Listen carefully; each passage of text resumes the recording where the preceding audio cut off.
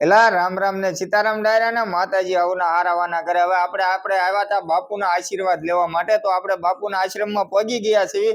અને ખાસ તો મિત્રો આપણે અહીંયા શું છે કે આપણે થોડીક જવાબદારી લીધેલી કે સણ આપણે અહીંયા ટાઈમસર પગાડી દઈશું, પણ આખરે 4-5 દી મોડું થઈ ગયા। એટલે પહેલા પ્રથમ તો અમે ટીમ બધા બાપુની માફી માંગવી છે, કારણ કે અમારી પાસે મિત્રો ટાઈમ નહોતો। તો અત્યારે અમે રાત્રિના સમયે થોડાક 5 કુંડા લાવ્યા છે, તેમજ આપણે ચોખાની બાસકી લાવ્યા છે, અને સરસ મજાનો રસ છે। એટલે શું છે, રસ આપણે બાપુને પાઈ દઈએ બાપુ ખીજાય નહીં, અને કદાચ સંત ખીજાય તો એ પણ આપણે બાળકોના સારા માટે ખીજાતા હોય છે, ઠપકો આપતા હોય છે। તો ખાસ મિત્રો આ સેવાનું કાર્ય છે, પણ આમાં બધા તમારા બધાનો સાથ સહકાર ને સપોર્ટ હોય છે। તો અમે આખી ટીમ બધા બેઠા છે, એન્કર જયપાલભાઈ હાજરા છે, મિત્રો બધા રસની મોજ માણવી છે। તમારે આવો રસ પીવો હોય તો ઉનાળામાં અમારા ગામમાં આવો ત્યારે લેતા આવજો, આપણે બધા હારે મળીને પીશું।